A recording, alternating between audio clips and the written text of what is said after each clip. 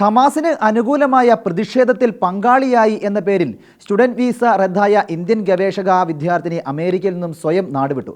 Colombia സർവകലാശാലയിലെ urban planning വിഭാഗത്തിലെ ഗവേഷക വിദ്യാർത്ഥിനി രഞ്ജിനി ശ്രീനിവാസനാണ് പുതുതായി നിലവിൽ വന്ന സ്വയം നാടുകടക്കൽ അവസരം ഉപയോഗിച്ച് അമേരിക്ക വിട്ടതെന്ന് US department of homeland security വ്യക്തമാക്കി. പശ്ചിമേഷ്യയിൽ തീവ്രവാദ പ്രവർത്തനങ്ങൾ നടത്തുന്ന ഹമാസിനെ പിന്തുണച്ചതിന്റെ പേരിൽ സ്റ്റുഡൻസ് വിസ റദ്ദാക്കപ്പെട്ട ഇന്ത്യൻ വിദ്യാർത്ഥിനി രഞ്ജിനി ശ്രീനിവാസന്റെ വാർത്ത പങ്കുവച്ചുകൊണ്ട് US homeland security secretary Kristi Noem പറഞ്ഞത് ഇങ്ങനെയാണ്: യുണൈറ്റഡ് സ്റ്റേറ്റ് ഓഫ് അമേരിക്കയിൽ ജീവിക്കാനും പഠിക്കാനും വിസ അനുവദിച്ചത് ഒരു പദവിയായി ഓരോ വിദ്യാർത്ഥികളും കാണണം. ആ പദവിയാണ് നിങ്ങൾ അക്രമത്തിനും തീവ്രവാദത്തിനും വേണ്ടി ബാധിക്കുവാൻ ദുരുപയോഗം ചെയ്യുന്നത്. ഇങ്ങനെയുള്ളവരുടെ ആ പ്രത്യേക പദവി റദ്ദാക്കണം. അങ്ങനെയുള്ളവർ ഇനി ഈ രാജ്യത്ത് ഉണ്ടാകരുത്. കൊളംബിയ യൂണിവേഴ്സിറ്റിയിലെ തീവ്രവാദി അനുഭാവികളിൽ ഒരാൾ രാജ്യത്തിന് പുറത്തേക്ക് പോകുന്നത് കണ്ടതിൽ സന്തോഷമുണ്ടെന്നും ക്രിസ്റ്റീനോം പറഞ്ഞു വെക്കുന്നു. 2025 മാർച്ച് 5-നാണ് US സ്റ്റേറ്റ് ഡിപ്പാർട്ട്മെന്റ് രഞ്ജിനി ശ്രീനിവാസന്റെ വിസ റദ്ദാക്കിയത്. ഭീകര സംഘടനയായ ഹമാസിനെ പിന്തുണയ്ക്കുന്ന പ്രവർത്തനങ്ങളിൽ രഞ്ജിനി ഉൾപ്പെട്ടിരുന്നത് അധികാരികൾ കണ്ടെത്തിയതിന് പിന്നാലെയായിരുന്നു നടപടി ഉണ്ടായത്.